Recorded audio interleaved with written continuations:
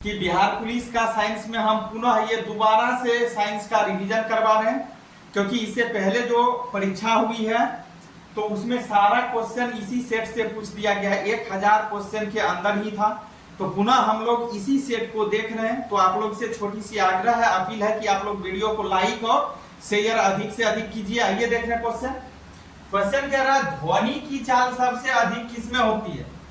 पूछा जा रहा है कि ध्वनि की चाल जो होती है ना, ये ध्वनि की चाल सबसे अधिक किसमें होती है। ऐसे इससे पहले हम पूरा बताए थे डीपली कि ध्वनि किसको कहते हैं, ये भी बताए थे। तो ध्वनि किसको बोलते हैं, कान से जो कुछ भी हम सुनते हैं उसे ही क्या कहते हैं, ध्वनि कहते हैं। तो ये क्वेश्चन नहीं है, क्वेश्चन मेरा ये है कि ध्वनि की चाल सबसे अधिक किसमें होती है। ध्वनि की चाल सबसे अधिक जो होती है वह ठोस में होता है। याद रखना है, ध्वनि की सबसे अधिक चाल किसमें होती है, ठोस में। अगर पूछ दिया जाए क्वेश्चन एक और है कि ध्वनि की सबसे अधिक चाल किस में, तो ठोस में। ध्वनि की सबसे कम चाल किस में होती है।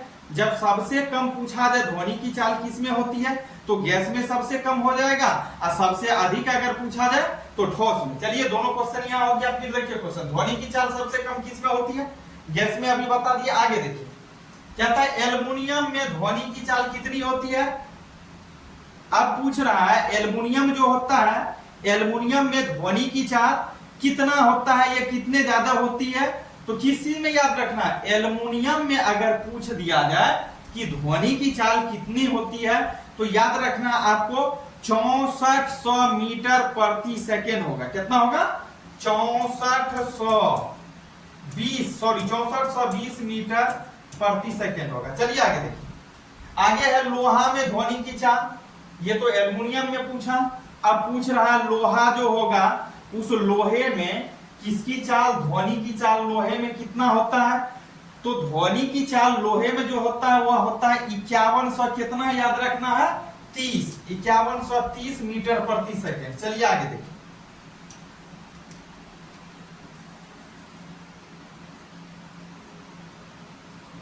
आगे क्वेश्चन दिया हुआ है कांच में ध्वनि की चाल।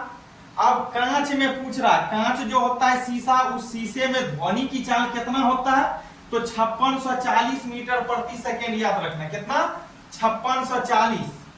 आगे देखिए समुद्री जल में ध्वनि की चाल। अब पूछ रहा है समुद्री जल जो होता है, उस समुद्री जल में ध्वनि की चाल जो है क्या होती है। तो याद रखना है 1533 मीटर पर सेकेंड। आगे पारा में ध्वनि की चाल। अब पूछ रहा है पारा में ध्वनि की चाल, तो पारा में ध्वनि की चाल जो होती है कितना होती है, याद रखना है आपको कि 1450 मीटर प्रति सेकेंड होता है। कितना होता है, 1450 मीटर पर सेकेंड होता है। आगे देखिए हाइड्रोजन में ध्वनि की चाल। हाइड्रोजन में ध्वनि की चाल अगर पूछा जाए कि हाइड्रोजन जो होता है, उस हाइड्रोजन में ध्वनि की चाल क्या होता है, ये कितनी होती है, तो याद रखना है 2669। कितना, 1269 मीटर पर सेकेंड होता है। चलिए आगे देखिए। आगे क्वेश्चन है अल्कोहल में ध्वनि की चाल। आगे क्वेश्चन है अल्कोहल में ध्वनि की चाल। अल्कोहल में जो ध्वनि की चाल होती है वह कितना, तो याद रखना है 1213 मीटर पर सेकेंड। कितना, 1213 मीटर पर सेकेंड। आगे दिया हुआ भाप, मतलब 100 सेंटीग्रेड में। क्या रहा, भाप, या भाप को वाष्प भी बोल सकते हैं। क्या रहा, भाप 100 सेंटीग्रेड में ध्वनि की चाल। तो इस समय ध्वनि की चाल जो होती है, भाप की बात हो, वाष्प की बात हो, तो याद रखना है 405 मीटर पर सेकेंड। आगे दिया वायु में ध्वनि की चाल। अब पूछ रहा है वायु जो है, ये एयर जो है, हवा जो है, इस हवा में, इस ध्वनि में वायु की चाल कितना होती है, तो याद रखना है आपको 332 मीटर पर सेकेंड। आगे देखिए क्वेश्चन। आगे क्वेश्चन आपका दिया हुआ है कार्बन डाइऑक्साइड में ध्वनि की चाल। कार्बन डाइऑक्साइड में जो ध्वनि की चाल होती है वह 260 मीटर होता है पर सेकेंड। आगे देखिए कह रहा जल में ध्वनि की चाल। अब जल में पूछ दिया है ध्वनि की चाल कि जल में ध्वनि की चाल मतलब पानी में ध्वनि की चाल क्या है, ये कितना होती है, तो याद रखना 1483 मीटर पर सेकेंड।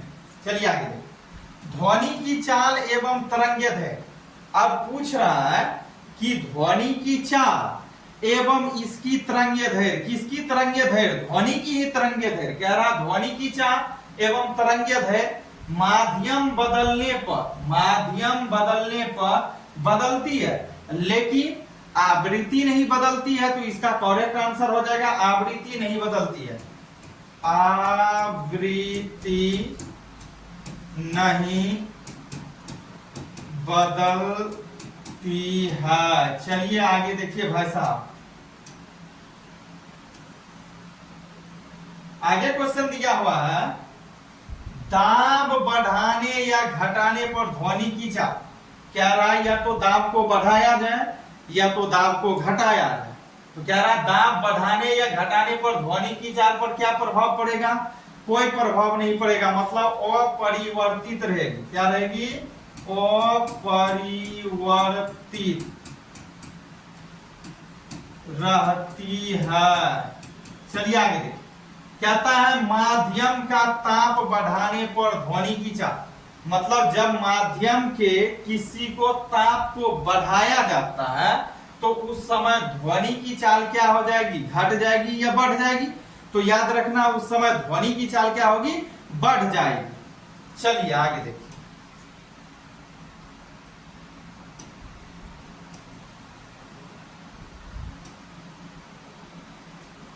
आगे क्वेश्चन है नमी युक्त वायु का घनत्व। कह रहा नमी युक्त वायु का घनत्व मतलब जिस वायु में नमी की मात्रा होता है, हल्का पानी की मात्रा होती है, जैसे आप ठंड का मौसम बोल सकते हैं। तो कह रहा नमी युक्त वायु का घनत्व शुष्क वायु के घनत्व से, तो स्वाभाविक सी बात है अधिक हो जाएगा। क्या हो जाएगा, अधिक होती है, अधिक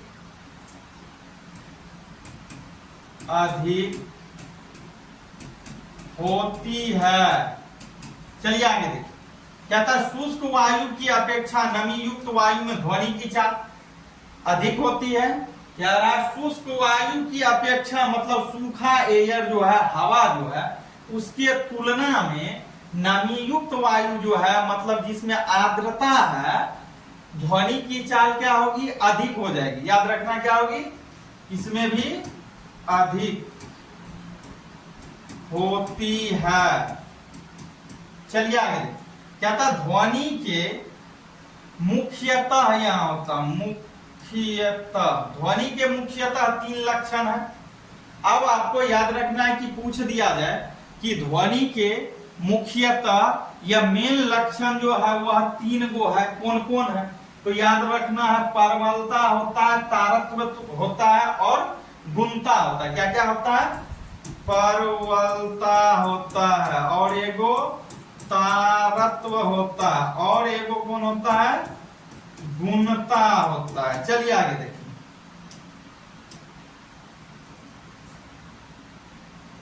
आगे क्वेश्चन दिया हुआ है किससे, किसके कारण कोई ध्वनि तेज या मंद सुनाई देती है। मतलब क्या कारण है कि कभी ध्वनि मंद मतलब धीमी गति से सुनाई देती है और कभी ध्वनि तेज सुनाई देती है। तो इसका कारण क्या है, बात सही है, कभी कभी हम लोग को किसी का आवाज जोरों से सुनाई पड़ती है और किसी का आवाज काफी कम सुनाई पड़ती है। तो वही क्वेश्चन में कह रहा है क्या कारण है कि ध्वनि कभी कभी अधिक सुनाई पड़ती है और कभी कभी कम सुनाई पड़ती है। इसका रीजन क्या है, इसका कंडीशन क्या है, इसका कारण क्या है, तो याद रखना है परवलता के कारण ऐसा होता है। किसके कारण, परवलता के कारण। तो इसका करेक्ट आंसर क्या होगा, परवलता। चलिए फिर से क्वेश्चन को देख लीजिए, कहता है किसके कारण कोई ध्वनि तेज या मंद सुनाई पड़ती है, तो परवलता के कारण ऐसा होता है। चलिए आगे देखिए क्वेश्चन, कहता है ध्वनि की परवलता व्यक्त करने का मात्रक है। ध्वनि की परवलता को जो हम लोग व्यक्त करते हैं, ध्वनि की परवलता को जो व्यक्त किया जाता है, यह क्वेश्चन इस टाइप से आपको पूछ दिया जाए कि ध्वनि के प्रबलता को किस में व्यक्त करते हैं या कैसे व्यक्त करते हैं, तो आपको याद रखना है फोन के द्वारा, यही वाला फोन याद रखना है। चलिए आगे देखिए क्वेश्चन, कोई ध्वनि मोटी या पतली किसके कारण सुनाई देती है? कोई ध्वनि जो हमें मोटी सुनाई पड़ती है, कोई ध्वनि पतली मतलब सुरीली, मतलब लड़का का आवाज बोले तो मोटा सुनाई पड़ता है और लड़कियां का बोले तो आवाज पतली सुनाई पड़ती है। इसका कारण क्या है भैया? कि लड़की की आवाज बिल्कुल सुरीली मधुर सी लगती है और लड़कवा का लगता है डांट रहा है, फटकार रहा है। ऐसा करवापन क्यों? तारत्व के कारण ऐसा होता है। किसके कारण होता है? करेक्ट आंसर क्या होगा इसका? तारत्व होगा। क्या होगा? तारत्व होगा, याद रखना है। यही कारण है कि लड़कवा सब ज्यादा आकर्षित हो जाता है किधर? उजल की, पियर की, हड़की की ओर। तो किसके कारण? तारत्व के कारण। तारत्व के कारण क्या होता है? लड़कियां की आवाज क्या होती है? मधुर होती है। चलिए आगे देखिए क्वेश्चन। आगे है क्वेश्चन,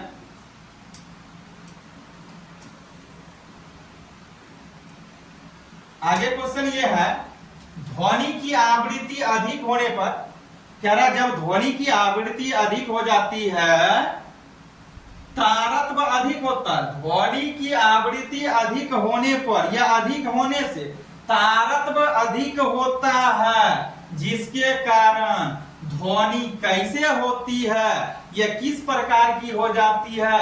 तो पतली हो जाती है। अभी इससे पहले बता रहे थे, थोड़ा और गौर से इस क्वेश्चन को समझिए। कह रहा ध्वनि की आवृत्ति अधिक होने पर, मतलब जब ध्वनि की आवृत्ति जो है, फ्रीक्वेंसी जो है वह अधिक हो जाती है, तब क्या होता है? तारत्व भी अधिक होता है, जिसके कारण ध्वनि कैसे सुनाई पड़ती है या कैसे सुनाई देती है?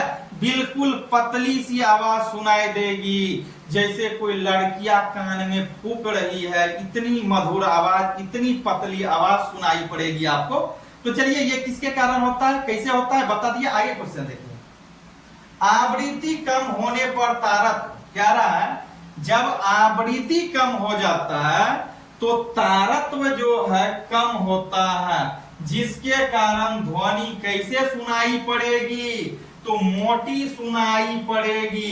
मतलब जैसे बकलोल्हा लड़का सब बोलता ऐसे करता, हकलता है, मतलब मोटी आवाज निकलता है, तो उसको क्या बोलेंगे भैया? आवृत्ति कम होता है उसका। जब ये आवृत्ति कम हो गया तो स्वाभाविक सी बात है तारत्व क्या होता है? कम होगा, जिसके कारण आवाज जो होगी वह मधुर सुनाई नहीं पड़ेगी और कैसे? मोटी आवाज सुनाई पड़ेगी। समझ रहे हैं ना? जैसे लड़कवा सब मोटा आवाज निकालता है और लड़की सब सुंदर आवाज निकालती है, मतलब कि सुरीली आवाज निकालती है। इसका और भी कंडीशन है जो कि आपको डीपली बताएंगे, तो आपका ऑब्जेक्टिव क्वेश्चन है, इतने से आप मतलब रखिए। चलिए आगे देखिए,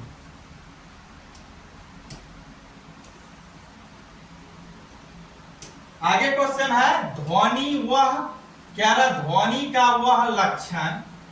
अब बता रहा है कि ध्वनि का वह लक्षण, ध्वनि का वह कारण समान प्रबलता एवं समान तारत्व की ध्वनि में अंतर हो पाता है। क्या कहलाएगा? तो गुणता कहलाता है, जिसको आप इंग्लिश में क्वालिटी बोल सकते हैं।